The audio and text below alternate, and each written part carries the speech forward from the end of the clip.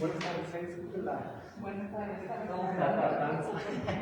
Estamos haciendo otras actividades. Ya sabemos que anda corriendo, no se preocupe. Muy bien, vamos a empezar con esta lección número 6, que es acerca de nuestra fe. Y justamente para profundizar en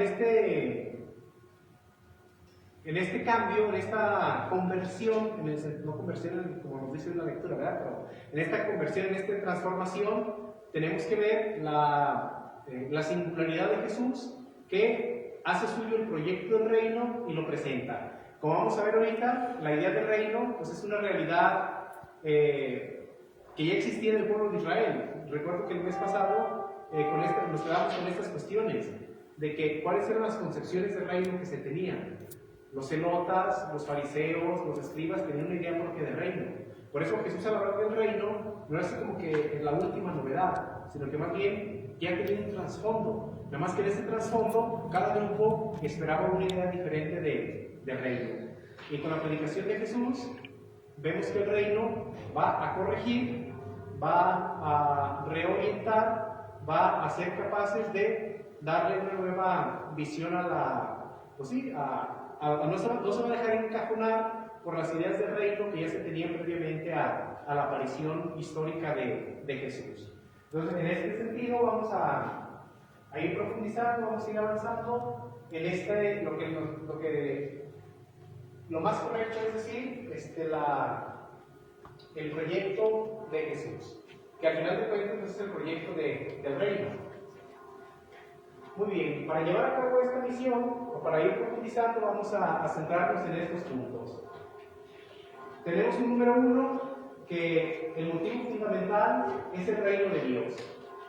Nosotros leemos en el Evangelio de Marcos cómo Jesús dice: arrepiéntanse y crean en el Evangelio. Inmediatamente nos lleva a la conversión.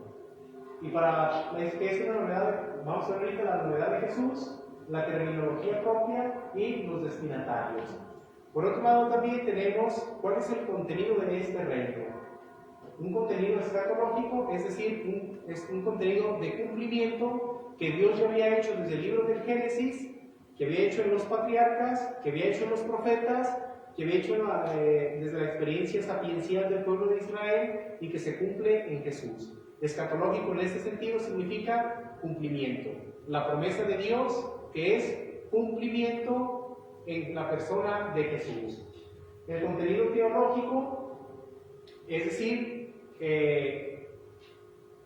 cómo Jesús presenta a Dios su Padre como centro de su mensaje.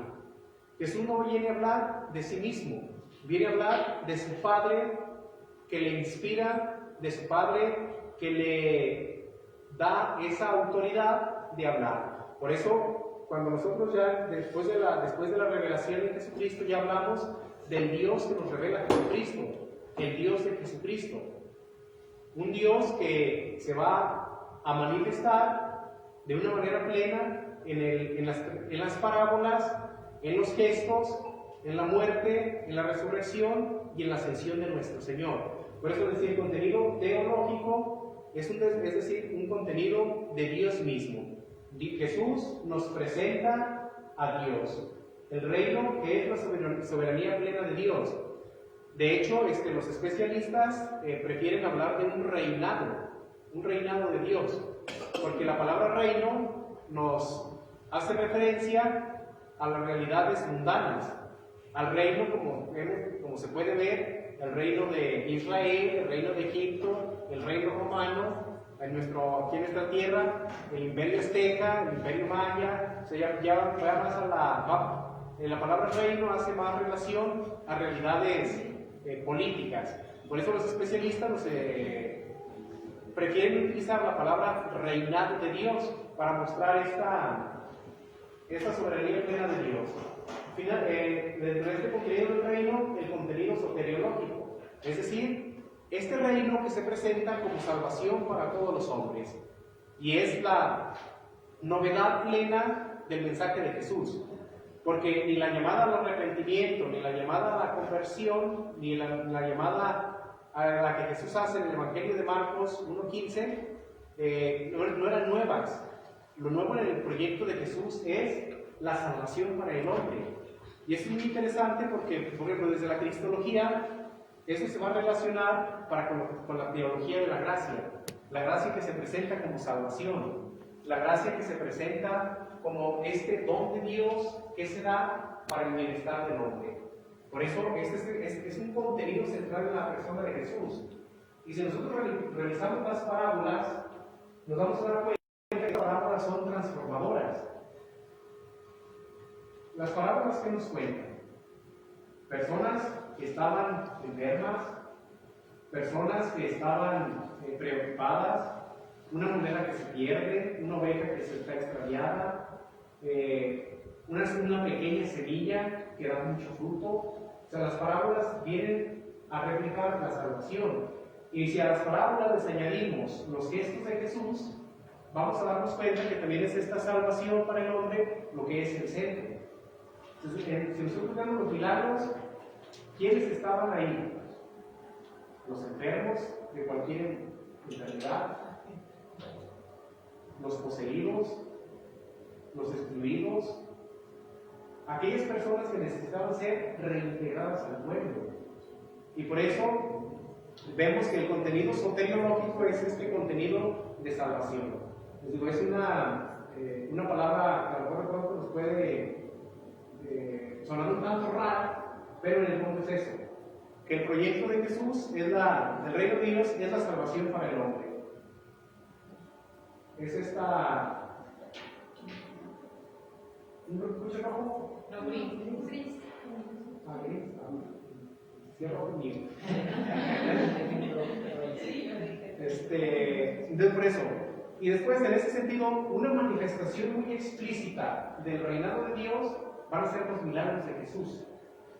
¿Por qué? Porque son esas obras que conjugan tanto sus palabras como las acciones.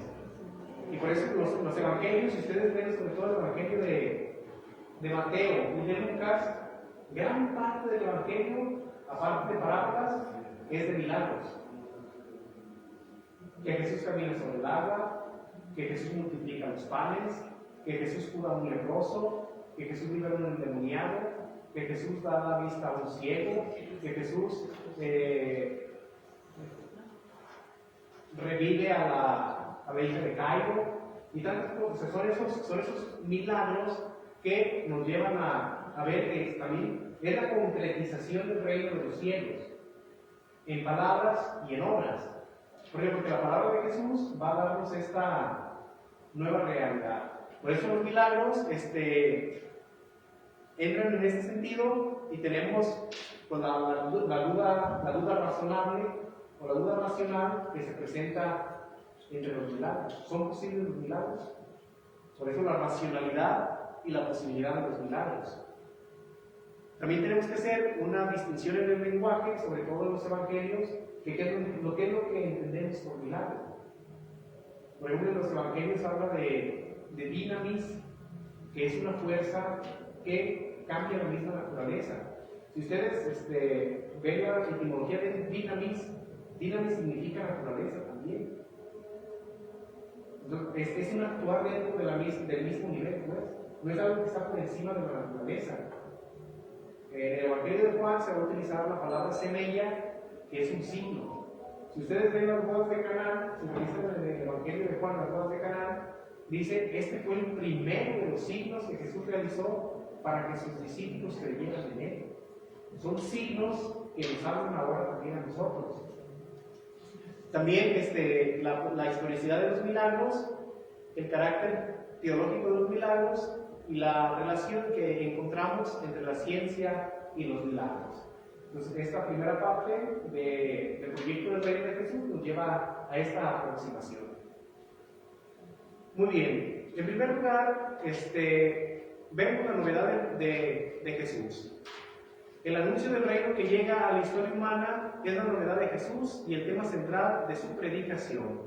Como les decía, es este anuncio que si bien ya resonaba o ya tenía ecos en el pueblo de Israel, sin embargo, Jesús le va a dar un giro totalmente diferente. Le va a dar este anuncio que llega a la historia humana. no tanto se queda en lo abstracto. ¿Quiénes son los destinatarios del reino? Los destinatarios del reino son y seguimos siendo las personas concretas, el hombre concreto, el hombre que sufre, el hombre que está angustiado, el hombre que está enfermo, el hombre que tiene situaciones familiares, laborales, sociales, y no es un hombre ideal, no es como diríamos, la humanidad. ¿Quién es la humanidad? Nadie, al final de cuentas somos nosotros y no es nadie. En cambio, por eso la anuncio del reino es la historia humana, a esta historia humana a la que Jesús llega. Por otro lado también, el contenido central de la predicación y el sentido de la existencia de Jesús son la realidad y la realización de la soberanía real de Dios como salvación para el hombre. En esto radica la novedad de Jesús en cuanto a su lenguaje del reino, que ofrece la salvación.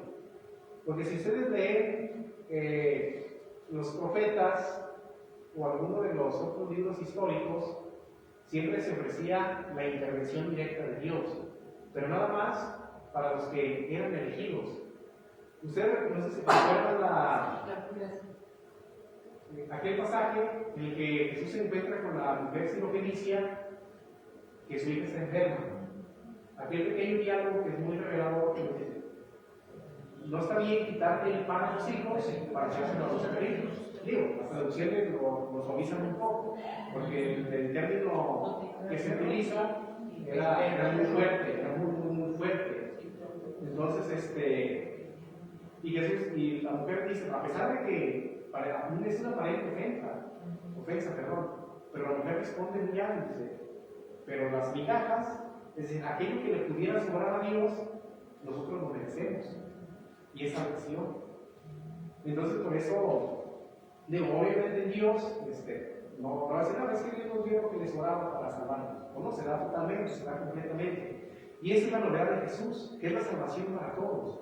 Por eso es la realización de la soberanía real de Dios como salvación para el hombre, para la humanidad. ¿Sí? Oiga, padre, ¿y por qué le contesta así Jesús? O sea, ¿por qué Jesús le dice eso a ella? O sea, ¿qué nos quiso dar a entender a todos con esa respuesta que le dio? Porque... Los evangelios fueron construidos desde una cultura. Y los evangelistas siguieron estando influidos por su propia mentalidad. Ellos seguían considerando infieles a los que no pertenecían al pueblo de Israel. Pero a la vez los discípulos también, o sea, como en este camino de pedagogía, es decir, Jesús había sido enviado para ellos. Pero obviamente los evangelios mismos nos dan pistas de que Jesús había sido rechazado para los que fue enviado, es decir, para los hijos. Y el pan que se les dio a los hijos, el pueblo de Israel, los hijos lo rechazaron. Entonces, los discípulos, habiendo sido testigos de esta experiencia, y ya al momento de redactar, tienen que buscan integrar todas las posibilidades. Y la respuesta de Jesús, aparentemente podría ser así como que descriptiva, ¿verdad? Pero dice, aunque sea, no está bien quitarle el pan a los hijos. El pan pudiera decirlo como que es persona, ¿verdad? Los hijos son el pueblo de Israel.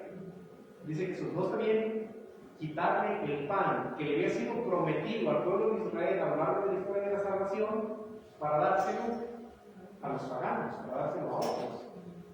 Pero otros dice, sí, pero si estos hijos no rechazan, aunque sea lo que caiga, aunque sea aquello que rechaza a los hijos, pues que nos sirva a nosotros.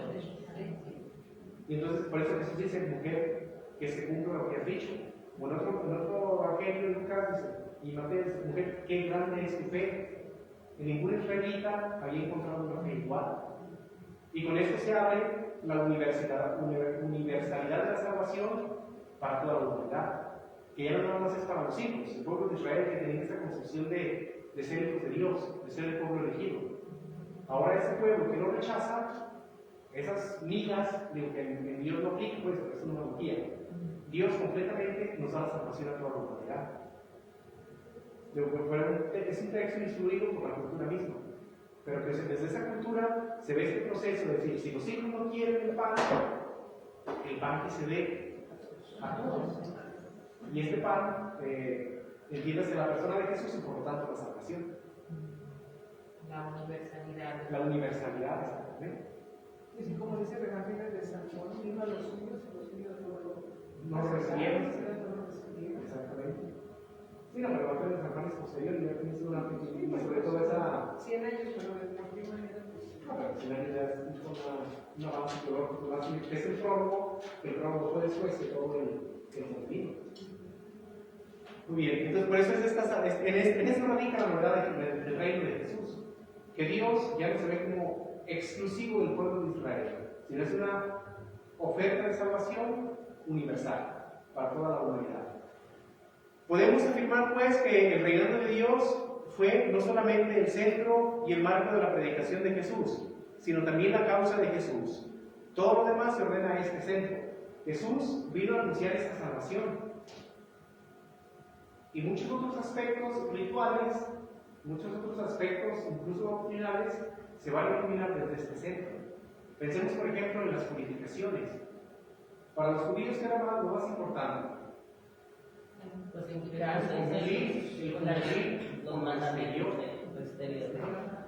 En cambio, ellos se sentían destinados a la salvación e incluso buscaban quién podía ser salvado y quién no.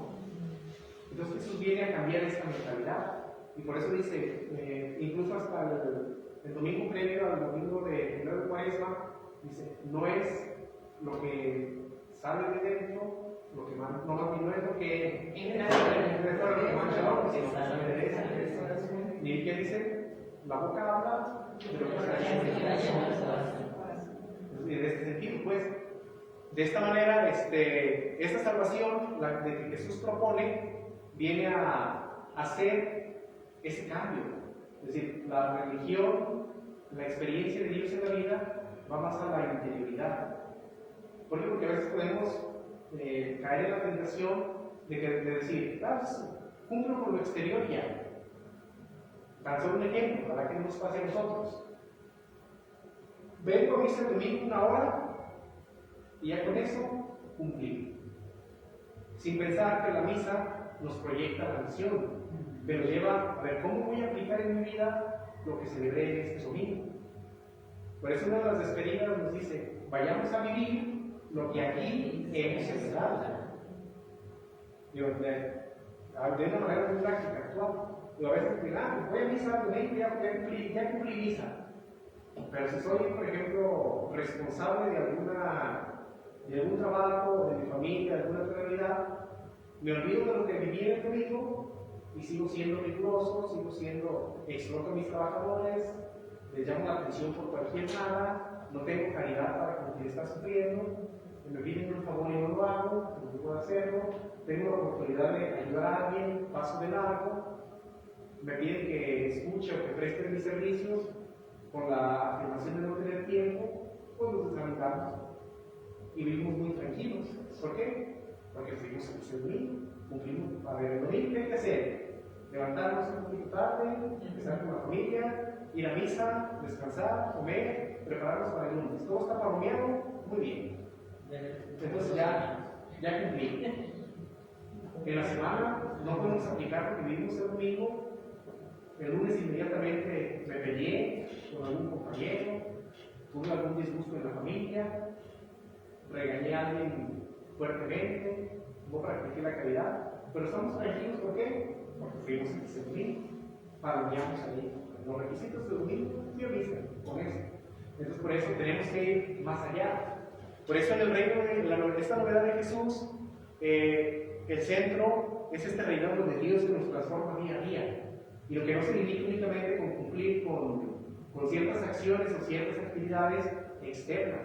Les digo, si el tiempo de Jesús se daba, se sigue dando con nosotros. Porque a veces nos quedamos en esa mentalidad un tanto ritualista para calmar lo que consigue palomeros. Fui a misa, pero incluso saliendo de misa nos podemos enfrentar con situaciones que atentan contra lo que vivimos. De hecho, Padre, yo ahí es donde veo bueno, es que lo sé, en ciertos movimientos tienen su examen, ¿verdad?, de obligaciones y van palomeando. Y yo les digo, este no es de palomear, es de vivir. Sí, exactamente. Es de vivir, porque si hacemos como algo muy rutinario, ya no vivimos. También, por ejemplo, bueno, los que tenemos la fortuna de ir a misa por lo regular todos los días, podemos caer en eso, en hacerlo como una rutina y no en realidad en saborear lo que se nos está regalando. ¿Sí? Por eso en la antigüedad la Eucaristía era una oportunidad única. Ajá, cada 6 meses. Cada 6, 7 meses. Por eso se vivía. Ahorita tristemente, con un celo pastoral, claro, celebramos muchas misas. Todos los días, por ejemplo, una parroquia. En un sector, ¿no? Que, por ejemplo, el miércoles de ceniza, fuimos a un sector, y luego le tocó misa el viernes de visita de cada 8 días, y luego el domingo. O sea, en un sector, me fueron 3 misas. Cuando antes en una comunidad, en un sector, 1 o 2 veces al año, al menos. Por eso, si ustedes ven los mandamientos de la iglesia, que vienen a veces en esos libros devocionales, dice confesarse al menos 1 vez al año. Porque la confesión era antes de la Pascua, para poder comulgar en Pascua, que es la fiesta más grande. Y si ustedes ven, por ejemplo, alguna vida de un santo de la antigüedad, pues habla de la Eucaristía como algo maravilloso, como algo extraordinario, porque no tenían el acceso a ella que nosotros ahora sí lo tenemos. Hay personas que el mismo día, hasta 2 o 3 veces más. Y quiere uno recibirla forzosamente, porque Es que llega uno a no apreciar ese don, o sea, como que yo es lo que quiero decir, lo vemos ya como algo rutinario y como algo normal, algo que se nos debe. Ajá. Por ejemplo, pues nosotros como sacerdotes, el domingo, pues ya la primera vez con mucha fe, devoción y lo que ustedes quieran. Pero uno lucha para que la última también sea con eso. Pero hay que tener en cuenta que llevamos 4 o 5 misas, que ya es a lo largo del día, que ya el cuerpo no responde de la misma manera. Entonces, por eso sí, hay diferencia de la misa de primera a la última. Y hoy es un reto para los sacerdotes, que de pronto tenemos que anteponernos a eso. Y ojalá que, yo creo que a nadie nos pase, que de pronto rutinarnos y pudiéramos, como que mecánicamente centrarnos. Eso sería caer en ese. O también la confesión. O la confesión. Hay que siquiera confesar 2 veces a la semana. En una parroquia que es me vas a confesar los jueves y los domingos. Y a veces es la misma gente la que se confesaba los jueves y el domingo. Exactamente. Y luego más aún, a veces llega padre, Y era lo mismo. y lo mismo decía, y bueno, algunos se confesaban por adelantado, decían, por si llego a pecar de esto y esto y esto, me arrepiento.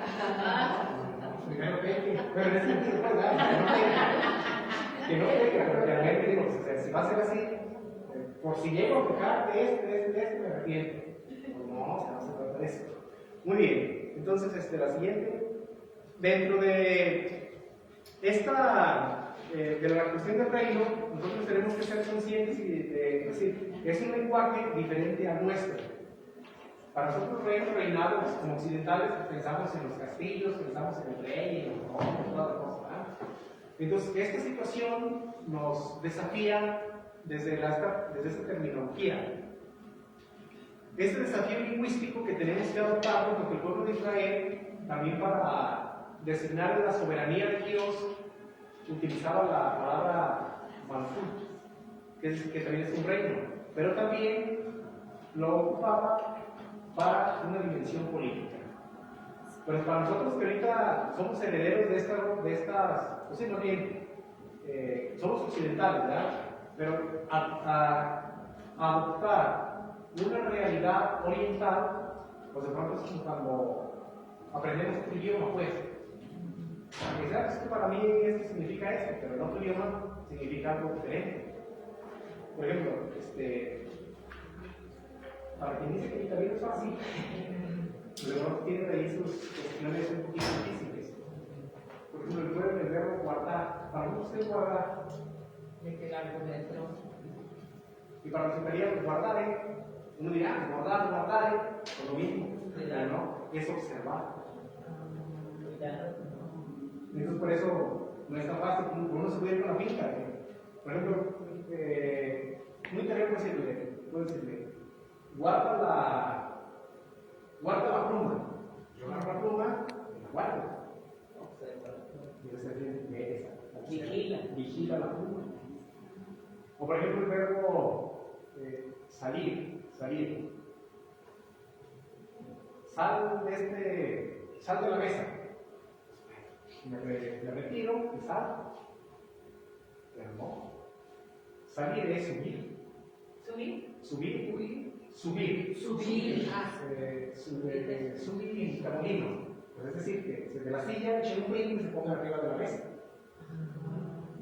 Entonces, por eso tecnológicamente pueda tener el mismo sonido, uno se imagina que es lo mismo, pero es diferente. Tiene otras implicaciones. Y entonces aquí lo que nos dice que era un rey, también podía ser cualquier rey, y la idea que ellos tenían. ¿Sí? Un rey político, pero también un rey elegido por Dios. Por eso está el desafío lingüístico. Porque a mí en alguna ocasión me dijeron que ellos entendían el reino de Dios como aquel que viene a convertir, a lograr una conversión y a permanecer entre nosotros. ¿No? Sí, entonces, pues yo sí encuentro en eso algo. Sí, precisamente, por eso reinado, por eso donde les decía hace rato, los especialistas prefieren hablar del reinado que hablar del reino. ¿Por qué? Porque en el reinado Jesús manifiesta su soberanía, la soberanía de Dios entre todos nosotros, no como imposición, sino como presencia que acompaña. Entonces, por eso es este desafío lingüístico. Porque para los israelitas, el Malkut tenía esta doble, como esta doble acepción. Si es un reinado político, así como todos nosotros lo vemos, lo entendemos, pero también, como esa presencia de un reinado que nos acompaña y que nos transforma. Hace poco les decía, el reino de Dios ya está cerca, o ya está aquí. El reino de Dios está cerca, porque es esa presencia, porque ya estaba la presencia de Dios, esa soberanía que Dios estaba actuando, transformando. Y por eso también a lo largo del reino, cuando dice, quien diera a ustedes, aunque sea un vaso de agua, por ser de los míos, no quedarse en la recompensa. ¿Por qué? Porque Jesús envía a sus discípulos y en el enviado va Jesús mismo. O también cuando Jesús nos manda que dice no lleven ni sandalias ni esto y otro, está confiando en que cree en esa soberanía de Dios, que aunque no nos conozcamos, por decir, nosotros venimos de parte de Jesús, van a ser bien recibidos y la providencia va a actuar. Y nosotros lo seguimos experimentando. Quien ha querido ir a misiones, ¿a quién conocemos? No conocemos a nadie. Y somos bien recibidos. ¿Y qué nos falta? No nos falta nada. Porque es ese reino, es ese proyecto de Jesús que nos sigue viendo a nosotros. Y por más que a veces llevemos o traigamos una cosa, en el fondo es esa unidad, es decir, es este reinado lo que nos unifica. No nos uniforma, porque todos somos diferentes, pero sí nos unifica. Y si ustedes van a algún otro lugar, van a una iglesia, van a un grupo, seguramente que encontrarán camino, presentándose, yo soy católico, quisiera integrarme a esta parroquia, es una nueva forma de llegar, se les van a abrir las puertas. Como en cualquier grupo, hay grupos aquí después, a lo mejor cada uno de nosotros tenemos diferentes carismas y demás. Pero si nosotros vamos a otro lado, si yo soy católico, soy nuevo, quisiera integrarme, se nos abren las puertas inmediatamente. A pesar de la desconfianza que vivimos en la actualidad, sin embargo, hablar de la vida de la parroquia, la iglesia entiende nosotros, y nosotros nos integramos, se nos abren las puertas. padre, cuando yo ese bueno, yo ya no me cuando mi hija se fue a Canadá hace muchos años, yo fue lo que le recomendé. Llega y intégrate a una iglesia católica, porque ahí es donde tú vas a empezar a conocer pues, gente mejor, porque bueno, pues era muy bueno, pero personas buenas que ya no me dejaban joder. Y sí, exactamente, ella sí lo hizo, y fue yo soy católica y quiero que una esta iglesia, y se le abrieron las puertas. Sí, yo creo que tienes ese proyecto de leyes. Por ejemplo, nosotros fuimos a Zúrich, en Suiza, sin saber alemán, sin saber cantonés, mucho menos, ahí medio mascando en inglés. Fuimos a un amigo, era bonito, lo que decimos ahorita, con nuestra conciencia, familiar, somos padres, hijos, y es domingo y todo, pues hay que ir a misa. Ya, padre que éramos, a lo mejor, ahorita ustedes son mucho, pero una misa de domingo en la iglesia de San Agustín, fuimos ya, tocó la providencia. Y después de misa, a los que participamos nos ofrecieron un snack ahí, un pequeño. Y ya, o sea, ibas a desertar o algo, me digo, a lo mejor son iglesias como que los párrocos saben, si uno quiere quién viene, quién no viene, allá más. Obviamente, si dirán poquitos, yo sé que quién no participa, estos son de los míos. Pero estos otros, seguramente que son turistas, son católicos y ya no participan. Pues total, bueno, como dice con alemán y todas las cosas. Y ya fue muy buena experiencia que después el párroco dice, para los que no hablan alemán, pues miren, ahorita para este domingo corresponde un pequeño refrigerio, pasen acá, vamos a pues por aquí, de la parroquia, pasamos aquí. Y no muy bonito porque esa apertura puede ser, pero siempre de diversas partes del mundo. Sin embargo, la fe nos unió. El proyecto de Jesús fue que nos unificó. Y sí, y las señas a medio inglés, a medio alemán, lo que ustedes quieran, los comunicados. Es lo que se vive, por ejemplo, en las jornadas, ¿no? Las diferentes jornadas de familia, de jóvenes, de todo eso. Como sin saber el idioma, pero hay una unidad en lo mismo. Sí, entonces por eso, exactamente, y el reino de Dios que nos significa La universalidad. la universalidad. Entonces, para los hebreos, o para dentro del hebreo, tenemos el término malkut, que es el que seguramente con el que Jesús predicaba. ¿Y qué significa padre? Malkut es reino, reinado, autoridad, soberanía.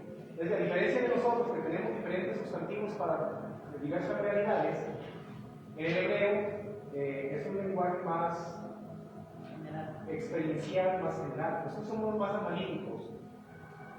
Por ejemplo, porque decimos una mesa de comer, una mesa de billar, una mesa de escritorio, una mesa de centro, y para ellos decir mesa, o sea, para ellos es mesa y ya.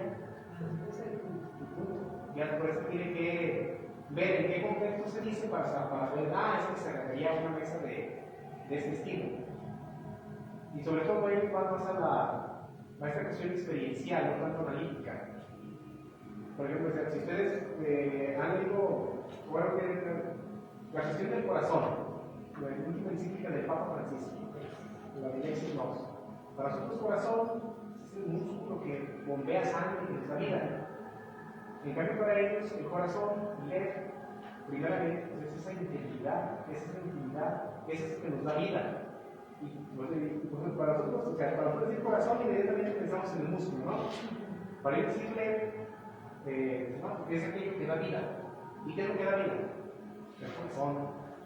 Pues por eso para ellos tiene este otro lenguaje más analítico, más experiencial, y no es tan amplio como nosotros.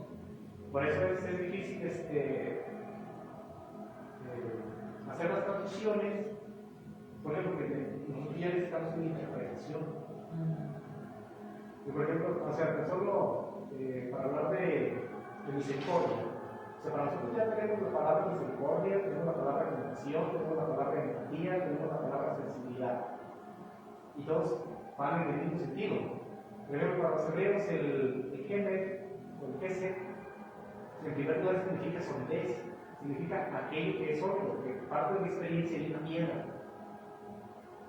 Si nosotros decimos piedra, pues la que está en el monte, la que está en el cerro, pero no descubrimos su cualidad. ¿Cuál es la cualidad de la piedra? Que permanece, que está sólida, que sostiene, que está firme, exactamente. Entonces, para ellos, esa es su experiencia. Entonces, por eso el Malkut va en ese sentido, pues, este reinado, pero de esta experiencia, de esta soberanía, desde estas leyes que se aplican. Y no tanto sobre un rey, así como ya nosotros lo entendemos de una manera muy, pues sí, ya muy concreta. Y eso no pudo haber sido, por ejemplo, que también sucedió dentro de los primeros siglos del cristianismo, cuando ya fue con Constantino, que hicieron una fusión ahí, tanto los dos poderes. También sí influyó. Sí, ¿verdad? Por eso pasamos al segundo término, que es Basileia. ¿Por qué? Porque el hebreo es Malkut, pero la Basileia es el griego. ¿Basileia qué le suena? La basílica. La basílica, exactamente. La basílica era el lugar donde estaba el rey. El Basileus en griego es rey. Entonces, Basileus, donde vive la basílica. Por eso le digo, o sea, por ejemplo, Constantino, cuando uno ve, por ejemplo, las maquetas de lo primero que hizo, era como algo muy parecido a su lugar. Sí, exactamente. De hecho, por ejemplo, las basílicas, o sea, nosotros a lo mejor ya las vemos así como la basílica de la Virgen de Guadalupe o la basílica de San Juan, pues ya las vemos así como que muy grandotas, ¿verdad? Pero las primeras basílicas eran una cosa así como ese salón. Porque era el lugar, porque después de se pasó de decir la casa del rey, pero después pasó a donde el rey ejercía su oficio, donde el rey dictaba los juicios. Si ustedes han visto películas, así como de la antigüedad, el rey siempre tenía un salón. Que pase el magistrado de tal lado. ¿Cuál es su cuestión aquí con el rey? Pues que fíjense que unas tierras que quieren robar, o que unos animales que no puede vender, cosas de esas. Pero el rey tenía un salón. Sí, pues básicamente la basílica era eso, el salón donde el rey atendía. Lo primero se dio a toda la casa, a todo el palacio, pero después se redujo a donde el rey atendía. A lo mejor en alguna serie, en alguna película, ustedes ven que, supongamos aquí, el rey estaba sentado aquí, había una puerta, había guantes y empezaban a pasar. Pues ahora le toca, como ahorita los francos, y uno se tira, está en el banco, ya saca su numerito. El G10.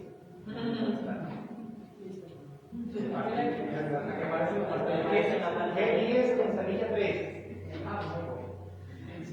Entonces, eso en las basílicas en Roma, sobre todo, que fue donde hay muchas, eran así una cosa muy chiquita, pero contaban con un patio externo. Supongamos aquí un lado, era que un jardincito, que pues tenía que esperar, o por ejemplo, yo quiero quedar bien con el rey, yo soy un ganadero, me dedico a criar cochinos, ¿con quién tengo que desgraciarme? Con el rey. Miren, aquí el rey tiene este cochincito, que yo tengo una huerta de árboles frutales, las primicias, busco las mejores, una canasta, a ver, rey, que ya llegó el tiempo de impuestos, ¿sabe qué, rey? Hay un cofre, sentamos. Entonces, por eso, desde la basílica pasó a ser pues ese lugar donde el rey ejercía su autoridad. Por eso, al hablar del reinado de Dios, por eso en griego es el basileia. Una basileia que es ese reinado. Pero ese reinado es ejercer una autoridad, no tanto el poder, no tanto ¿cómo decirlo? La dignidad de ser rey, sino más bien el ejercicio. El servicio, exactamente. Digo, ya la cuestión del servicio. Y por eso, por ejemplo, en Roma, una de las primeras basílicas como digo, las pocas basílicas que conservan su estructura original es San Clemente Romano. Y uno se esperaría así como ver unas películas, ¿verdad? Que graban el Vaticano, una cosa así extraordinaria. O por ejemplo, aquí la Basílica de Guadalupe, una cosa así grandota. Pero no, resulta ser una iglesia chiquitita. Y uno entra en conflicto, pues, o sea, ¿sí, ¿cómo que esto es una basílica? Si para mí basílica es de la Virgen de Guadalupe, la Basílica de Guadalupe de ahí arriba.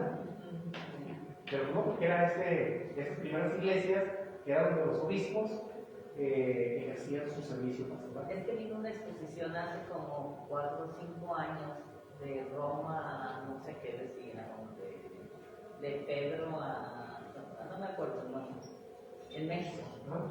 Y incluso estaba la maqueta de lo que era el salón donde atendía Constantino y de cómo de ahí había dado la oportunidad de que incluso creo que donde él mismo estaba fue construida una de las basílicas. Exactamente. Y entonces por eso se me viene a la mente eso, ¿verdad? Como dice usted ahorita, ya por ejemplo vemos San Pedro y no sé qué, pues incluso hasta tiene las medidas de las diferentes basílicas, de las diferentes basílicas. Esa era de Milán, esa era de México. La de México, la de Argentina, está seguida. Y ahí va uno checando. Muy bien. Entonces, este puede ser el en cuanto al término griego basileia. Dice, no es toda esta concepción del reino, pues, no es nueva para los oyentes de Jesús, ni en expresión ni en contenido. Para el pueblo de Israel, la expresión reinado de Dios tiene una connotación de promesa, lo que ya hemos dicho hace un momento. Dios se dará a conocer como el Santo, el Rey y Señor de todas las naciones. En el género literario de la apocalíptica se va a hacer en referencia al futuro. Pues más o menos terminológicamente tenemos esta realidad. La siguiente video, por favor. Muy bien. Decíamos, entonces, después de que vimos esta aproximación lingüística, ahora cuáles eran las concepciones? Tenemos diferentes concepciones que se tenían de reino en tiempo de Jesús. En primer lugar, los fariseos. Si ustedes recuerdan, en los evangelios, los fariseos tienen una concepción son los guardianes de que se cumpla plenamente la ley. Tan solo en el evangelio la semana pasada, que van los fariseos y le preguntan a Jesús, ¿por qué nuestros discípulos, los discípulos de Juan, sí ayunan y los judíos no? Por ejemplo, que los fariseos, ellos observaban que hasta la más mínima minucia de la ley se cumpliera. O que, por ejemplo, Jesús cuando en el evangelio de Lucas, que los fariseos dicen, ¿por qué come con publicanos y pecadores? ¿O por qué lo recibe? Y es cuando cuenta la parábola del hijo pródigo. Y ustedes ven la finalidad de la parábola del hijo pródigo, es porque Jesús responde a esa crítica que los fariseos hicieron. Entonces, la concepción, más o menos para contextualizar. Jesús, desde los fariseos, pues, que eran los cumplidores de la ley, para ellos su concepción del reino era que el Mesías, es decir, el ungido, viniera a ser un nuevo Moisés. ¿Qué hizo Moisés? Sacó a Sacó al pueblo y aparte no lo llevó. escribió, les dio la ley. Exactamente, les dio la ley. La ley. Entonces, por eso, ¿qué decían los fariseos? Para nosotros el Mesías tiene que ser un nuevo Moisés. Es decir, alguien que va a cumplir cabalmente la ley. Si ellos estaban en la línea de la ley, por eso decían, nuestro Mesías no puede ser alguien que nos diga que no van los platos, por ejemplo. Si nosotros esperamos un presidente realista, no esperamos que Jesús, si Jesús dice, no mancha al hombre lo que entra de fuera, pues es que no está cumpliendo la ley. Porque Moisés en la ley nos dice que hay que lavar los platos por dentro y por fuera. Jesús también en otra ocasión, cuando en el Evangelio de Marcos dice, pagan hasta los impuestos de lo más mínimo, porque eso estaba en la ley. Dice, sin embargo, se olvidan de amor al prójimo. O te digo, es que cuando los judíos van al mercado, que se lavan hasta los codos. Y Jesús dice, pues, ¿para qué se lavan si? Pues después, por eso muy fuertemente Jesús va a decirles, ustedes son sepulcros blanqueados. Por fuera muy bonitos, pero por dentro no, por dentro. Entonces, o sea, por eso las concepciones, los fariseos esperaban un Mesías legalista, un Mesías que avalara todas las prácticas de la ley. En cambio, viene Jesús y dice esto, ¿y qué van a decir? Pues no, Pues el mes, porque este no encuadra en nuestra idea de Mesías que nosotros tenemos. Por otro lado, también tenemos a los celotas. Los celotas, que son este grupo radical que buscaba la liberación del pueblo de Israel a través de la guerra. Los guerrilleros. Entonces, viene Jesús y dice: amen a sus enemigos. Si te dan una cachetada, pon la otra. Yo llamo a un publicano, Mateo, sígueme. Nosotros solo les acerqué. ¿Por qué? Porque ellos estaban esperando un rey como David. ¿Qué hizo David? Un rey guerrero que comandó todos los ejércitos para unificar Israel y para conquistar los tierras que estaban a los alrededores. Por eso los celotas esperaban un rey que fuera al estilo de un nuevo David. ¿Y para qué? Pues decir, pues ahorita que nosotros estamos oprimidos, va a venir el Mesías, nos va a empoderar, nos va a liberar, ¿y qué vamos a hacer? Vamos a oprimir a los que están alrededor de nosotros. Entonces llega Jesús con el mandamiento del amor, el mandamiento del servicio, el amor al prójimo, lo que dice, cuando le corta la oreja, pues si hubiera sido Jesús, si se hubiera identificado con no se menso, no le cortes la cabeza, mátalo, métele la espada en el vientre. Pero Jesús dice, pues no, mi reino no es de este mundo. Dice, si mi reino fuera de este mundo, mi padre hubiera mandado legiones de ángeles a que me defendieran. Entonces, por eso la concepción del reino desde los celotas, pues era un guerrillero. Pero un guerrillero en el sentido de restablecer a Israel como centro de todas las naciones, como lo hizo David. Entonces, por eso, ellos tenían su concepción del reino. Por eso, cuando Jesús habla del reino, los fariseos se emocionan y dicen, no, pues ahora sí llegó el nuevo Moisés. Hablan del reino, los celotas se emocionan y dicen, ya llegó el nuevo David. Por eso lo creíamos hace un momento que no era una novedad, tenía ecos, que ya tenían un trasfondo. Tenemos por otro lado también a los esenios. La concepción de los esenios era una concepción un tanto más radical en el sentido de separación. ¿Por qué? Porque para ellos todo el mundo estaba mal, menos ellos. Y por eso se apartaron. Por eso, sí. Los esenios son los que en el libro del padre de la comunidad Qumran. Sí, de Qumran. Sí, era un tipo, Qumran es como la zona del desierto. El lugar de Dios. Por eso, esta comunidad Qumran se les da el nombre por el lugar en el que estaban, pero pertenecían al movimiento de los esenios. Eran radicales. Sí, eran muy radicales, muy escrupulosos sobre todo. De hecho, donaron mucho a Ese puede tener también un poco de San Pablo Cruzado de ellos, ¿no? Que después formaron familias. En algunos aspectos, sí, en algunos aspectos. De hecho, también decían que Jesús, pero creo que se aclaran que no era de Jesús. Sí, o sea, es que, por ejemplo, pasa lo que a lo largo de la historia, cuando se reconoce una crisis religiosa, lo que más llama la atención son los extremismos. O sea, por ejemplo, pensemos, dentro del catolicismo, de pronto en crisis que entramos, ¿quiénes son los que pegan? Los que se viven de una manera muy radical. Pensemos, por ejemplo, en los primeros monjes que renunciaron totalmente a todo el mundo. Pensemos, por ejemplo, en la cuestión islámica. Cuando el islamismo entra en crisis, los chiitas y sunitas, la rama más radical es la que pega. O sea, si nosotros vemos ahorita sin mencionar grupos, ciertos grupos que promueven ciertas espiritualidades radicales, son los que atraen gente, que mortifíquense, que todo es pecado, que Por ejemplo, los penitentes en la Edad Media. exactamente los penitentes, Los penitentes que eran los que en realidad querían restaurar la iglesia. exactamente. Es decir, pues es que la iglesia, todos está, el Papa y todo el mundo está mal, pero dentro del catolicismo, muchas sectas dicen es que la iglesia está mal. Si quieren salvarse, vénganse con nosotros.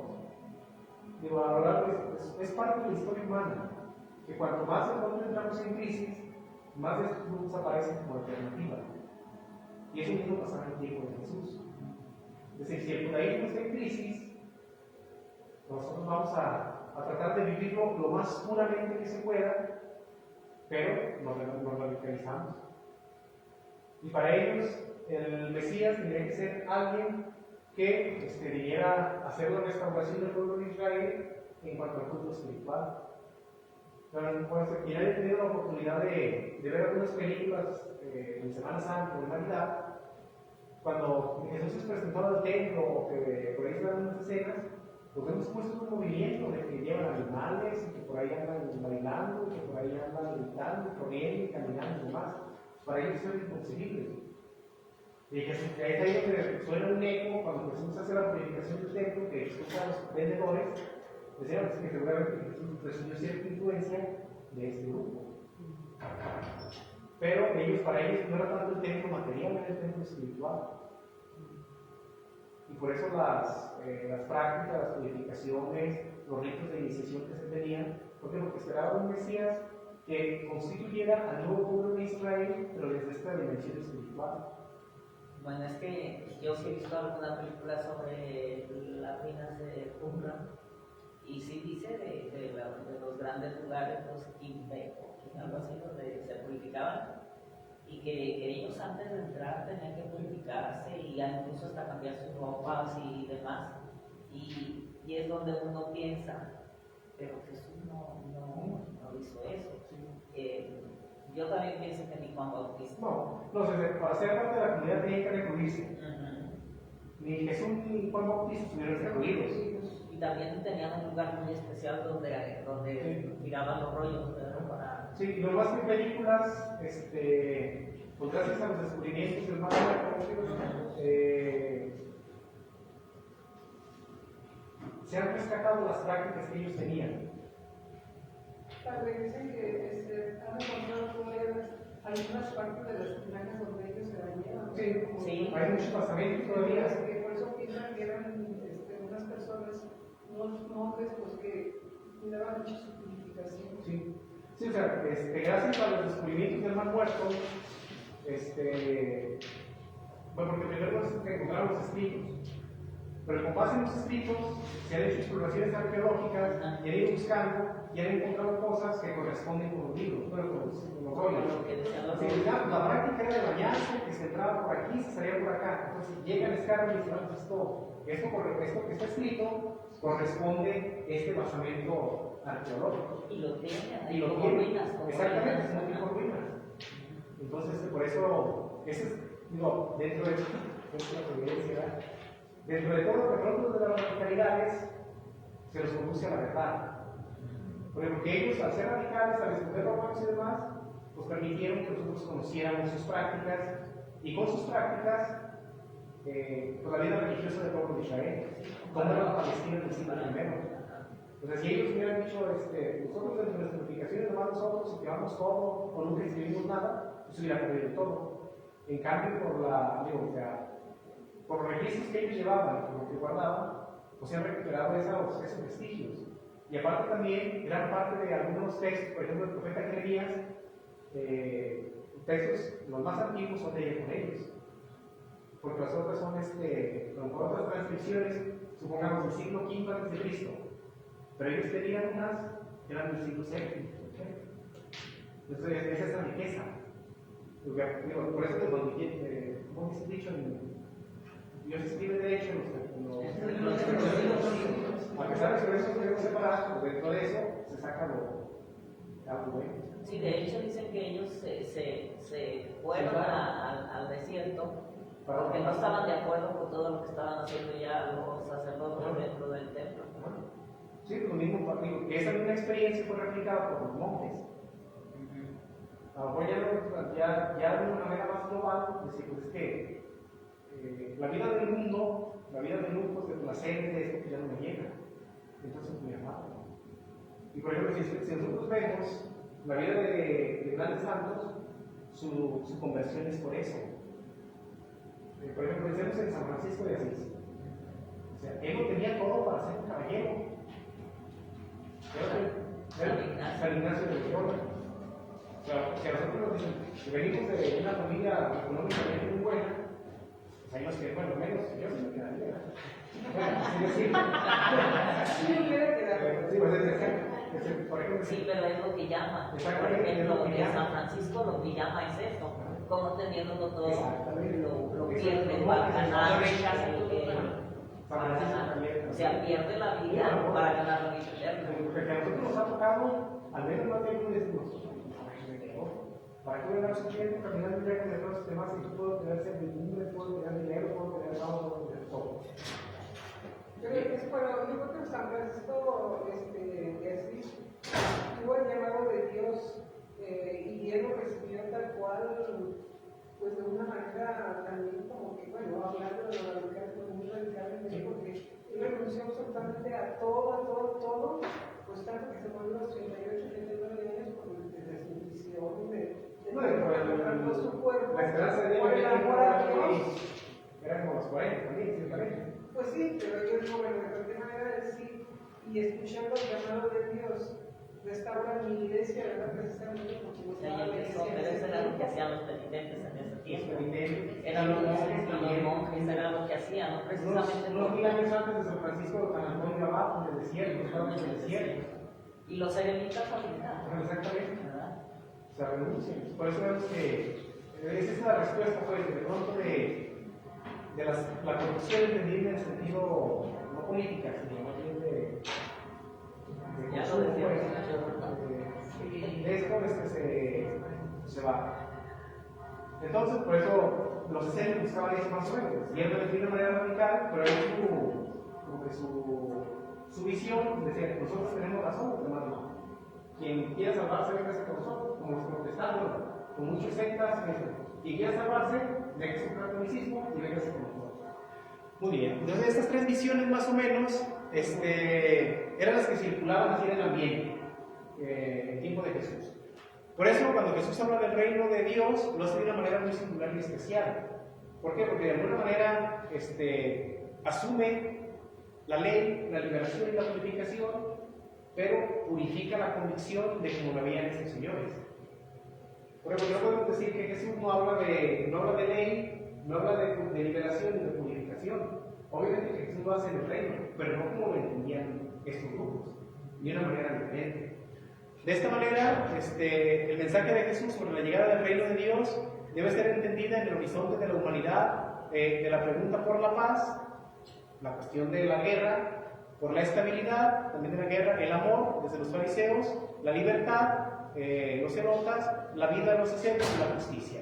Entonces, vemos cómo Jesús habla de estos temas, pero no se deja encajonar por las visiones que ya se tenían, por las visiones que ya estaban ahí. Además también el reinado de Dios es el motivo fundamental del mensaje de Jesús, pues el misterio último de su persona Jesús es el evangelista del reino. Por eso el mensaje sobre el venidero reinado de Dios es la idea básica de la cristología.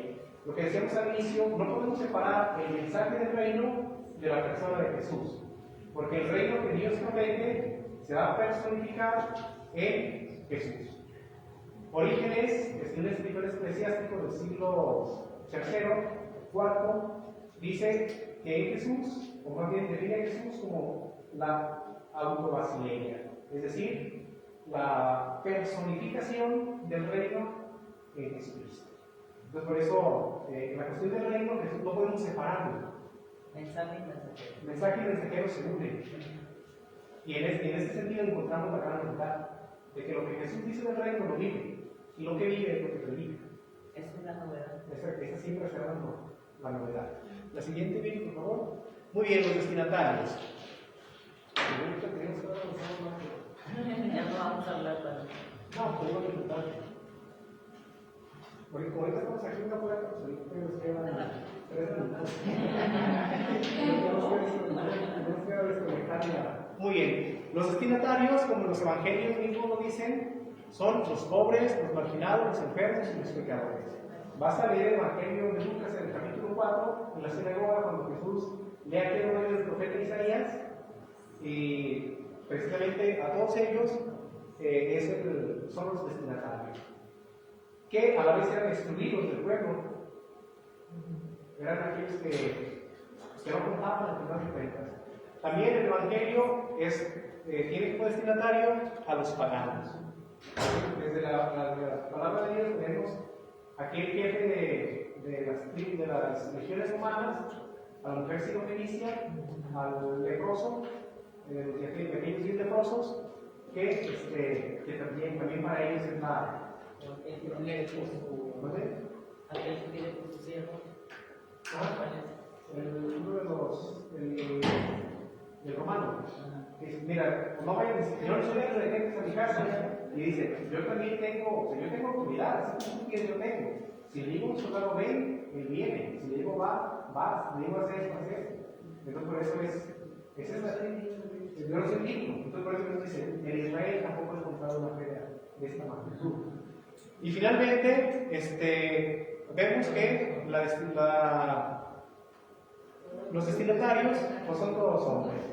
En diversos evangelios, en diversos episodios, vemos cómo si se vieron que Jesús, se enteraron de que Jesús estaba y empezaron a venir de toda la región.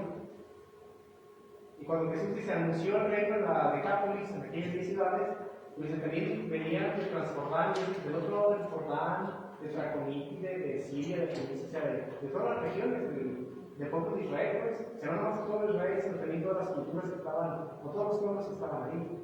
Y sobre todo, es muy interesante ver dónde Jesús inicia su acción, su ministerio. El llamado de los discípulos y las primeras predicaciones fue en torno al mar de Galilea. Y Galilea era una región cosmopolita. ¿Por qué? Porque era un puerto. Ahí llegaban gentes de todos lados. Ahí llegaban griegos, sirios, africanos, romanos, pues, de todo el Mediterráneo, ahí llegaban.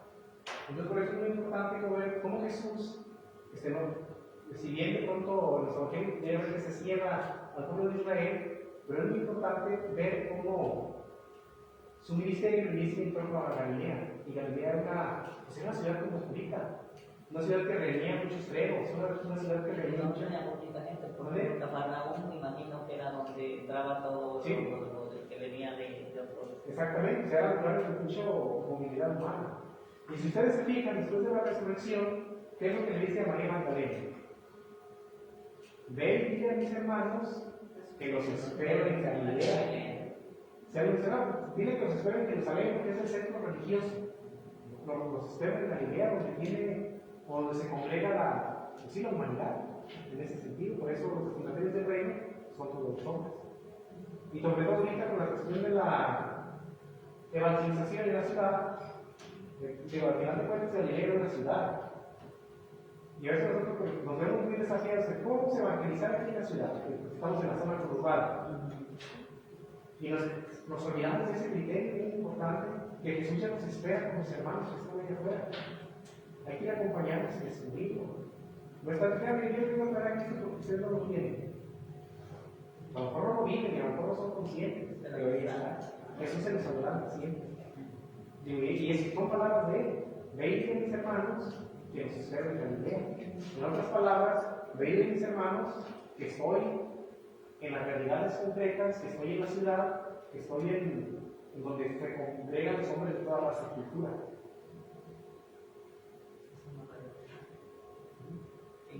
Entonces eso es muy interesante. Que está entre todos. Está entre todos, exactamente. Y es el reino, pues, al final de cuentas. Por eso ya San Justino habla de las semillas de mujer, que ya están diseminadas por todo el mundo, nada más hay que llegar a descubrirlas para hacer las tercera y madura en Cristo. Y es el reino que ya está presente en nosotros. Y en pocas palabras, el reino es Jesús que camina con nosotros en nuestra vida. Y eso es lo que motivó, yo me imagino, a todas aquellas personas que evangelizaron, como voy a decir a San Felipe de Jesús, ¿Sí? ¿verdad? Cómo lo movió. Sí. Es el reino que tenemos que descubrir aquí en este tiempo. Y aquí, ¿verdad? Cuando vinieron Sí, sí. a evangelizar los mexicanos. Muy bien. Por hoy es gracias. Muy interesante. Muy bien. Dios mediante. Muy bonita. Para el siguiente mes, déjenme ver cómo está la actividad porque